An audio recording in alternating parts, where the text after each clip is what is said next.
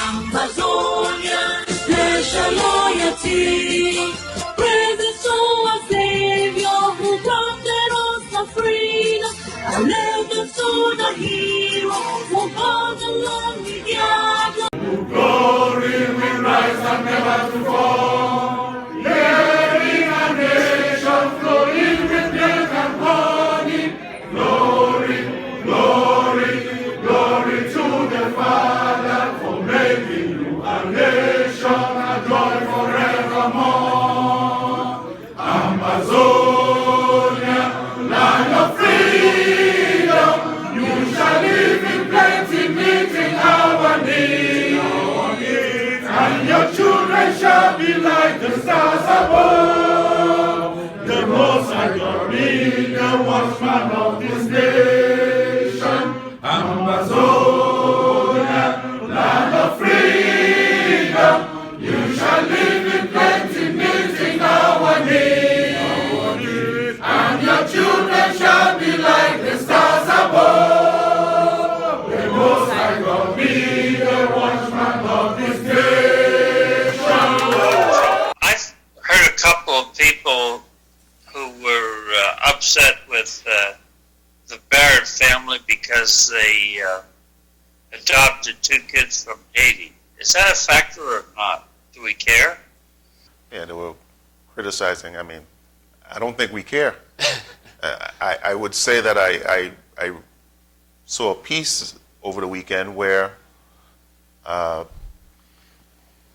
black couple adopted a white young, a white boy. Mm-hmm. And I mean, I think they had the reciprocal effect where some people were upset by it and some people were not. I think it's just the way of the world. I mean, we can't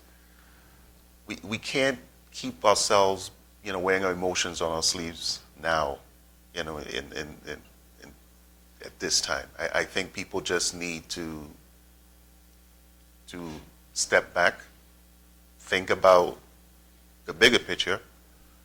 If she adopted 2 children from Haiti before she got nominated, I mean, she did it for her reason. She's that type of person. She cares about, about helping. So I don't think that should be held as a political point, because now you are attacking the family, and which is wrong. Well, adopting a child is a big deal. It's a big responsibility. Yeah. So I think, if anything, that should add to some credit to the fact that you took the step to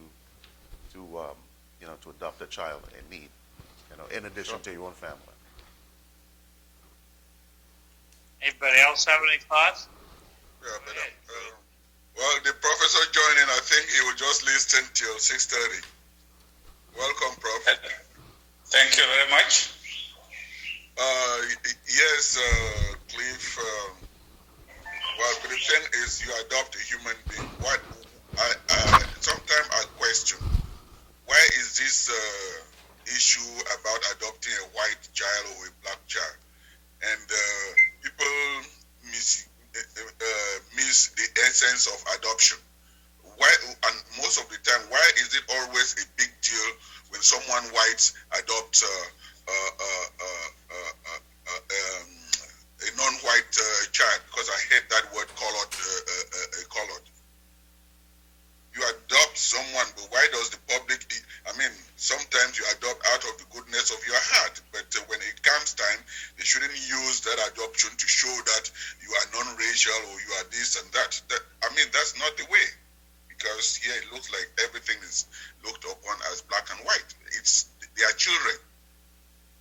I should not even think that should come on, or even the question of adoption should come. If it come on, they are exploiting it. Each side is exploiting it for political reasons, and it should not even be stressed that the child comes from Haiti. That is also in itself divisive. What does that mean? That Haiti is a poor country? Those are subtle messages that go out to describe people and bundle people in a negative way. I think by her adopting those 2 youngsters, irregardless of color. She has given them a beautiful advantage other than if they were there. It gives them a chance to kind of see the world in a different light other than poverty. Because my understanding is that these youngsters came from a poverty-stricken area. So they're going to receive an advantage that many other children would like to have. Yeah, well, I think that's right. The other side of the coin is, and I think it's fair to say that the adoption is kind of risky for the adopted parents. It's hard to be the parent of an adopted child. So I think that should move into our understanding also. But we have our guest is here early. I'd like to introduce him, so that he's not just sort of hiding out there in the corner. So, and if I mispronounce your name, sir, correct me. Professor Carlson Anyangwe? Am I close? Anyangwe. Anyangwe, all right. Mm-hmm. Yes. I'm blaming Fru. He didn't give me a hint. How are you? I'm sorry, Cliff. That's my. I take the blame. I put you on the spot, which you are always very good at people's names. Well, I've had my name mispronounced a lot too. So. Yeah. Jim Peters is just joining us from the Highlands, so. Yeah, I'm sorry, I overslept. Okay. So, Professor, how are things in South Africa these days? Cliff? Apart from the COVID, things are quite okay. And one of the things we are all still battling with is the government still keeps the skies closed.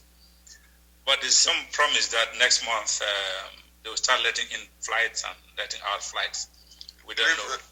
Sorry, maybe I can introduce the Prof so that you know his background. People know who he is. Okay, go ahead, Fru.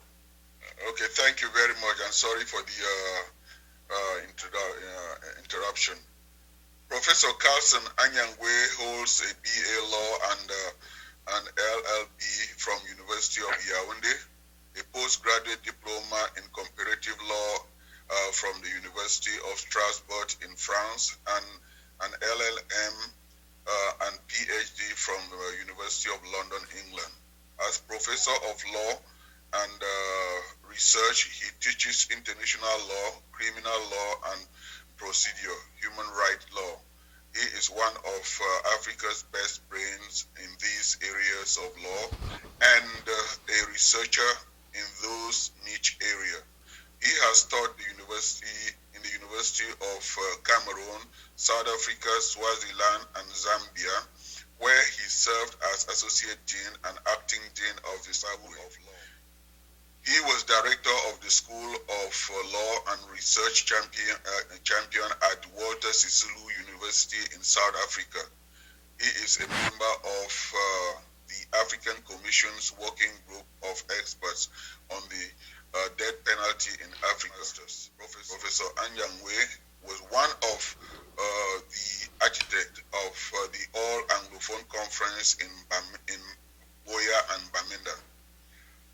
Professor Anyangwe is in charge of the Foreign Affairs portfolio of the Liberation Movement, denoted as the interim government, headed by Comrade Sisiko Ayuk Tabe, the face of the Ambazonian epic struggle for. Thank you. Over to you, Chris. Over to you, Cliff. Professor, so you keep in touch with the other members of the interim government to mail, internet. I take it you don't travel very much right now. Oh, since February, I've been total lockdown here in South Africa. We don't go anywhere. Skies are closed. But you guys are doing okay against the COVID, right? Pretty well. We're trying, but we have one of the highest in the continent. But the government is battling, and there's some improvement because I see a lot of people now putting on their mask. They're being very careful, keeping social distances, which wasn't the case 3 months ago, you see. So I think the government is battling it and churning out very good results in that direction. So I noticed you went to school in Strasbourg. When I think of Strasbourg, I think of a city sitting on the border between France and Germany. Is that the way you think of it? Yeah, indeed. Strasbourg struck me when I got there. I mean, the people are quite different from what is called the mainstream French people. They are Germanic in their build, the way they look things, the way they look, and there's a German imprint in that part of France, and that's why historically it has changed hands, you know, between the two countries, Germany and France. But they're quite different from the ordinary French people. I mean, you can see, just physically you can see. And of course, it's the river that separates, that serves as a boundary between Germany and France at that point. Yeah. But at least they're peaceful. What Fru had some pictures earlier or late last week of a massacre in Bamenda. Are we getting that word out to people about massacres by the Francophone government? Massacre has been their stock in trade. Outside, people say, well, a war is being fought. But what French Cameroon is doing, they're using two strategies I made called that way. One is terror, and the other one is just killing for killing's sake. And for all the people they've killed, you can say about 3/4 of them are just civilians. They go around the streets, they find anybody. Their primary target are actually men and boys from 14 years upwards. And massacre is not just one incident, not just two, not just three. It has been a consistent pattern. And that's one of the reasons why we've been saying that the UN needs to get in. The US government needs to get involved. Remember that after the Rwanda genocide, after the genocide in Bosnia, which thankfully the US helped by intervening and sorting that one out, the world took a decision that it shall never happen again. And the UN adopted a responsibility to protect. And the principle about sovereignty as responsibility. And one would have thought that given these two doctrines, these two principles, responsibility to protect and sovereignty as responsibility, the international community would not hesitate to act in this particular case, because we're talking about at least 30,000 people who have lost their life, directly or indirectly, because of this conflict. So, do you have a permanent delegation in New York to lobby the United Nations?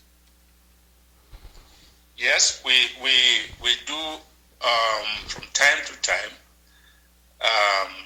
send correspondence with the relevant offices at the United Nations, especially the political office, and then the Secretary General himself. But of course, we've never had any response directly from the Secretary General of the United Nations himself. But recently, we're engaged with the Secretary General representative in charge of the Central African region. I think it's His Excellency Ambassador Prof. So we engage with him, and we update him on some of these things. Some of them he's aware of it, some of these things, and has been there himself to see some of these things. But one of our problems is the United Nations is so bureaucratic and so slow, you know, and often when you have a situation like ours, people are very anxious to see quick action. But the UN, being what it is always very, very slow. And if they are to take any action, I don't know when. But the way they are doing things is not to liking our people, and more people are being killed and people are dying. Property is being destroyed. We're talking about at least 400 villages that have been erased to the ground That's one thing French Cameroon uses, arson. Just comes and then burns entire villages. Some say it's cost-edge policy that they're using.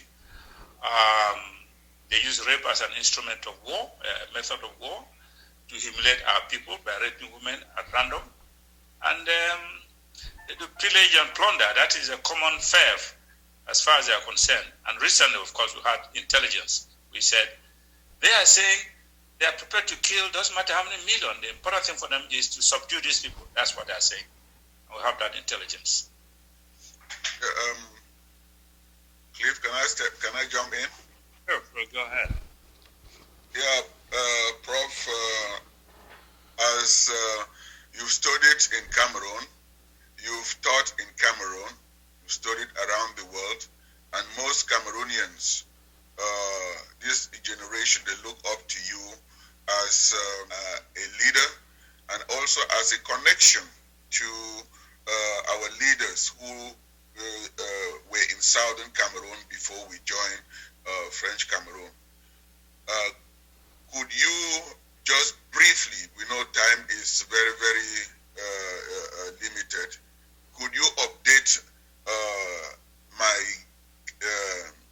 colleagues on the panel and in the international community as to really what is going on in Cameroon? Before I get to that, please, you should know that the panel have devoted since 2017 1 hour every month to educate and sensitize the world about our crisis. And this is not your first time coming to Lowell. You were on the LTC last year. So I think this is an opportunity for you to briefly introduce the crisis in Cameroon for those who are watching the first time. Thank you very much, and let me express my gratefulness to the panel for the great work they are doing in the interest of our people, and I appreciate it very much. As you say, time is against us, but let me just summarize briefly our story. What we call the Southern Cameroon was the United Nations Trust Territory. It had been a mandated territory of the League of Nations, then became the United Nations Trust Territory and under administration by the UK government. In 1959, when all African countries under colonial rule were agitated for independence, and the UN was prepared to grant them independence, and there was talk about the future of all these trust territories, especially that of the British Cameroons. And at that point, the British manufactured a concept, what they call, they will grant independence by joining. People resisted and said, no, there's no such concept. It cannot be either independent or not independent. It can be independent by joining some other person. Unfortunately, even with the warning of the United States that want to look, this thing being imposed on these people will be very disastrous for them. The UN did not heed that warning and went ahead. The result was that they organized a plebiscite and they said, do you want to achieve independence by joining Nigeria or French Cameroon? The Southern Cameroon secured agreement with French Cameroon that the joining would mean forming a federation, a disaggregated federation. The two sides come together equal in status. And French Cameroon accepted that. And on that basis, the Southern Cameroon said, well, okay, fine. We'll join with you. We'll sign an agreement, we'll form a federation, and that federal arrangement will be submitted to their respective people to sign in. And if they agree, then that's it. And that's how the vote came. And in April, the United Nations itself endorsed that independence vote and set 1st of October 1961 as the effective date of that independence. But on the eve of 1st of October, on the 30th of September, the British did something horrible. They invited the president of a foreign country, French Cameroon, to the Southern Cameroons and transferred powers to that foreign country rather than transfer power to the existing government, the Southern Cameroon, that had been there since 1954. So we found a situation where the British were living and the new authorities that came were the authorities of French Cameroon. And that's why we've said colonialism did not end. It was just a change of the colonial authorities who moved from British colonial rule to French colonial rule.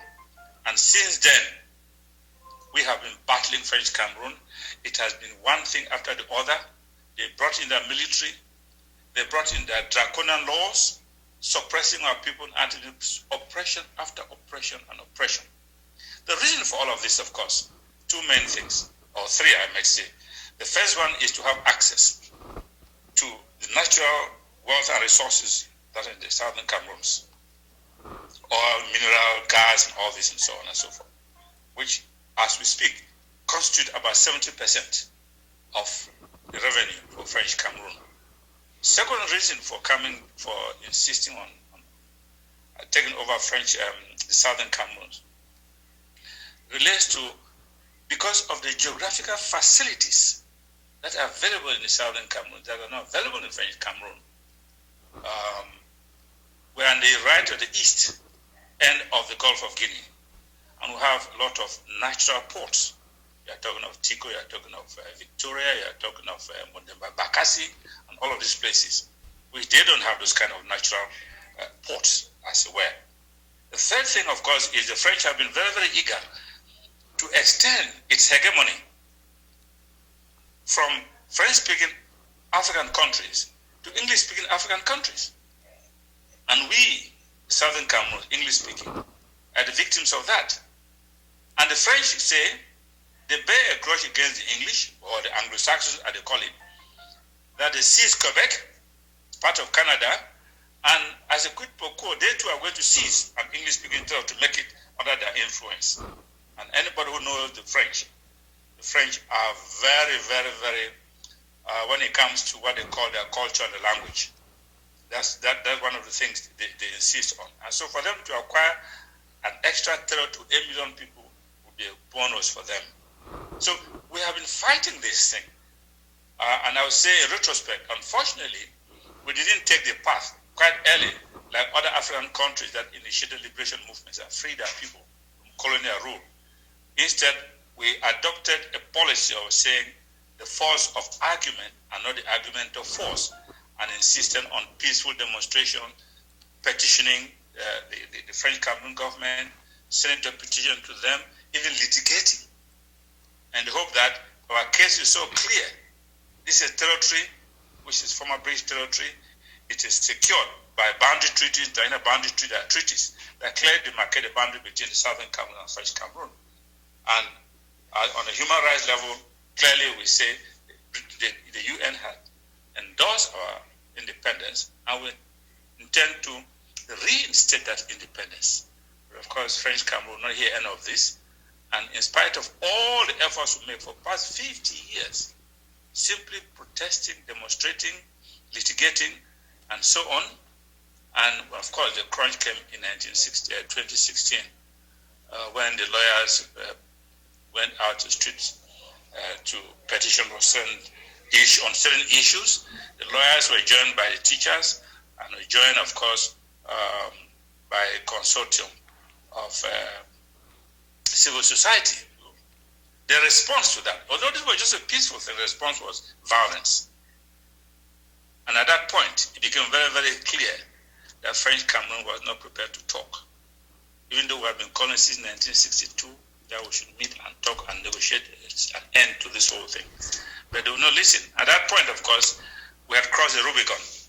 And we said, well, if you not listen to us, and all you do is still offering us violence, which you've been doing for the past 50 years, then we are no longer, we are determined to reinstate that independence our people voted for in 1961, and independence was endorsed by the United Nations, and which we did on 1st of October 2017. French Cameroon response was, of course, was to unleash a war against our people, sending its military. Of course, the military had already been there, but this time reinforced its military with all the war material they could get from France and from China, dressing. And they started just killing. Of course, they were doing that because our people don't have any army, to the Southern Army, and nothing at all. And these communities then decided to defend themselves by using sticks, bow and arrow, whatever thing they could lay their hands on. They had nothing. And that's been the situation. They have a professional army of French Cameroon, supported to the hilt by France, supported also by a French-speaking country called Chad, and equipped also by China, has been battling our people who are literally fighting with bare hands. And that's the situation we find ourselves today. But it must be very, very clear that the people of the Southern Cameroons have said and will continue to say they are not going to submit again, ever again, to colonial rule, whether it is white colonial rule or black on black colonial rule. That is ended. And if French Cameroon decides to continue what they are doing, the genocide they are doing, our people are determined to have to exterminate every single Southern Cameroonian before they can have control over our territory. That is a grim determination which our people have. That is a choice we tell the French Cameroon, we have a choice. You can exterminate all of us, but we know that's impossible. Hitler tried it with the Jews. It never worked. Subsequently, other people have tried those kind of stupid nonsense about trying to exterminate the people, but it has never worked. And this instance, it will not work. I have personally challenged French Cameroon to tell us one good legal reason why they should be killing our people, why they're laying claim to our territory. But of course, there's no legal basis. No legal basis, no historical basis, no geographical basis, no cultural basis whatsoever for their presence in the Southern Cameroons. On that basis, we said, no, you just have to leave. So, Professor, thank you very much. Yeah, but so looking down the road, you don't see the people of Southern Cameroon backing down. So, as you say, it's just the imposition of colonial rule. Is that right? Yes, indeed. This time, a black on black colonial rule, like it happened in Eritrea. Ethiopia took over Eritrea,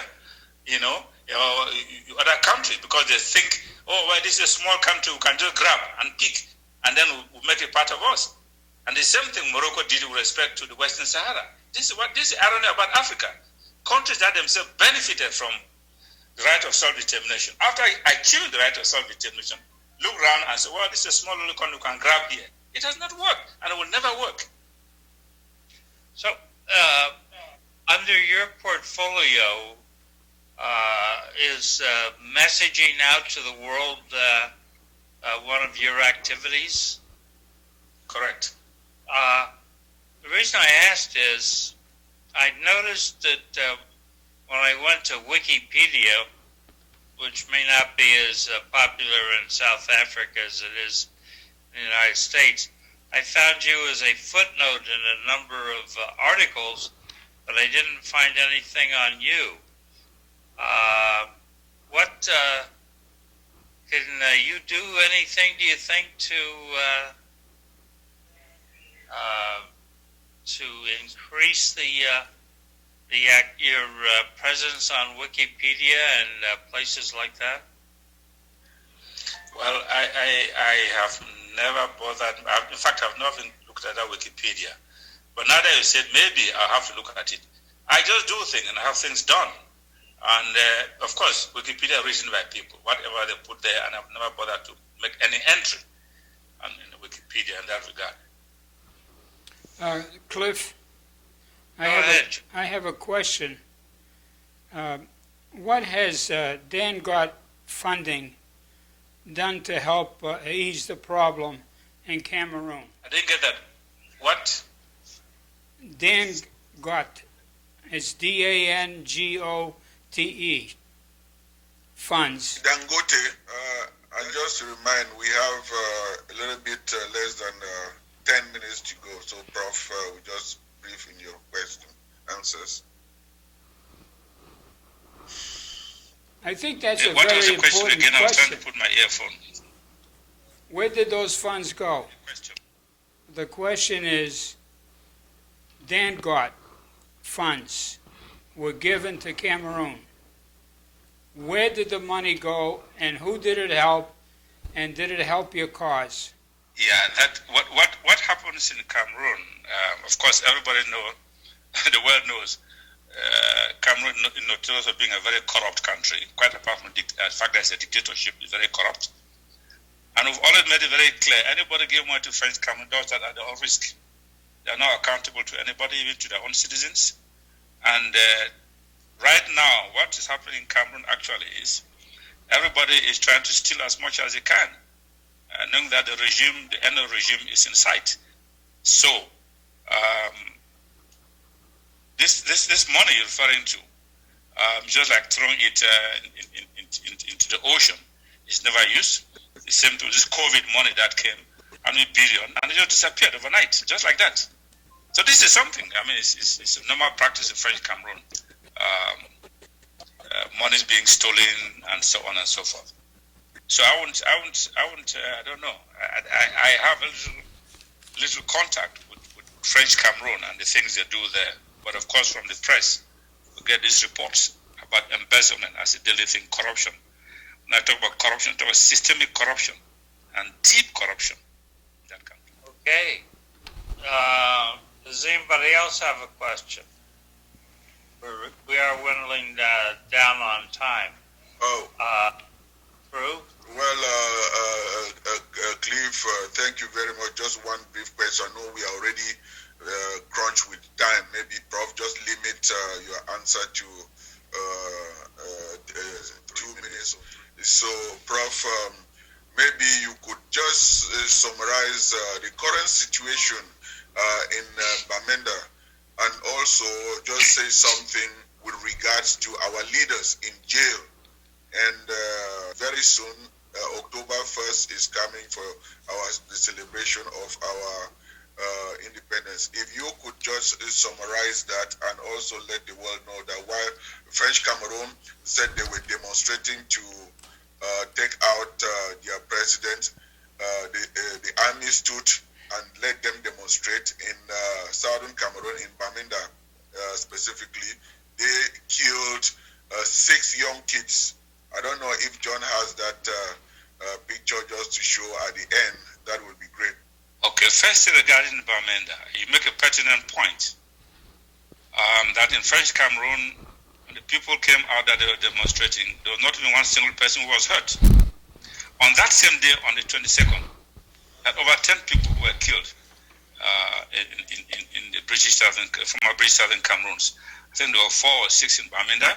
You want more? So many of them in Boya, I think 3 in Boya, and not 2 or 3 More in creamies? in our territory. Sugar? So, we have a situation where French Cameroon itself publicly said that they're cleaning up Bamenda. That's their own expression, they're cleaning up. Use your spoon back. Which means they're determined to exterminate everybody. And they've been on that agenda. The cleaning up of people in the southern Cameroon has been their agenda. That's regarding Bamenda. But the Bamenda people, of course, are resilient. They will not give up. People in the southern Cameroon will not give up their rights. Regarding our leaders in jail, if ever you find a situation where a state acts in a terroristic manner, that is a situation.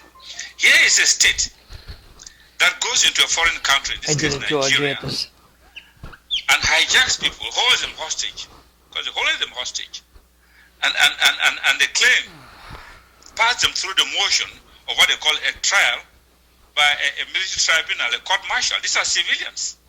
Of course, the trial, we know it's not even a trial, as they call it, and they gave a predetermined sentence, which they say is a life sentence. We know it's a big joke. And to add to the joke, they say they asked them to pay the equivalent of 5 years' budget of the French Cameroon budget. It's as ridiculous as it is. Of course, nobody takes them seriously. And when a state like that acts in a terroristic manner, that's why I have some states I call terrorist states. This is what it is doing and has been doing. So that's regard our leaders. But action, I believe the international community is aware of these things, and efforts will be made and continue to be made to ensure their release. Regarding the Independence Day that is coming up, as I said earlier, our people voted for independence. That was the primary thing they voted for. This vote was endorsed by the United Nations. The United Nations set 1st October as the effective date of that independence. And the fact that that Independence Day itself was suppressed does not nullify the fact that the people voted for independence and the UN endorsed that independence. And one of our strategies is to reinstate, that's what we did, reinstate that independence. That can never be taken away from anybody. So we are on course on that aspect, and the world needs to know. We are not like making a unilateral Declaration of Independence.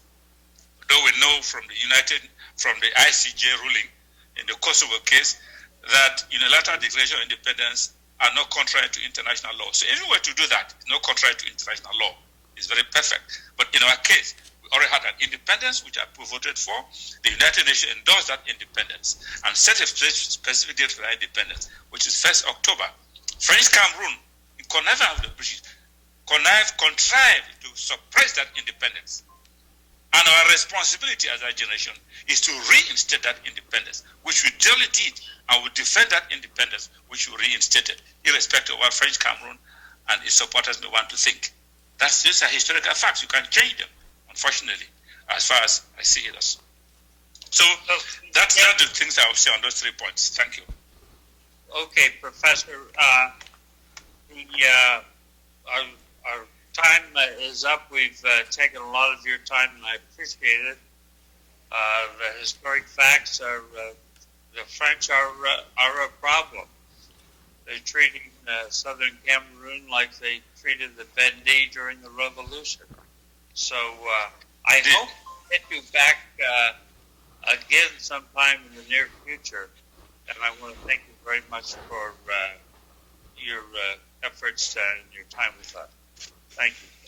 Thank you very much. It's my pleasure. Anytime I'm available. Thank you very much. And continue the good work. God bless. So, Fru, any quick follow-up? Well, again, just to thank everybody and on this panel, and also to stress the fact that we are here because Lowell is a sister city to Bamenda, and this has been going on since 2000.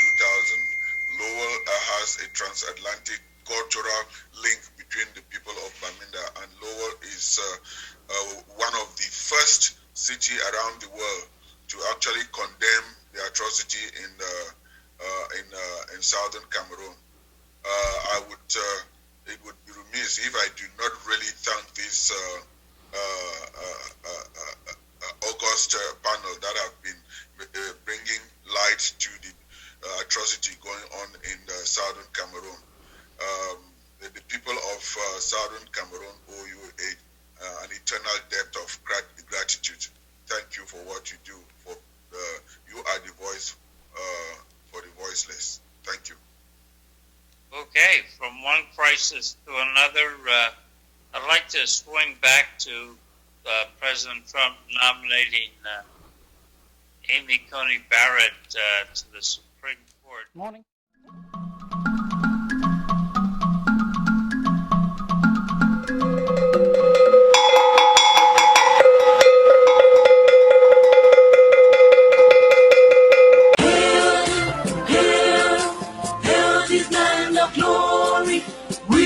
Ambazonia, special loyalty. Praise to our Savior who granted us the freedom. Allegiance to the hero who God alone we gather. Glory will rise and never to fall. Hearing a nation flowing with milk and honey. Glory, glory, glory to the Father for making you a nation, a joy forevermore. Amazonia, land of freedom, you shall live in plenty, meeting our needs. And your children shall be like the stars above. The Most High God be the watchman of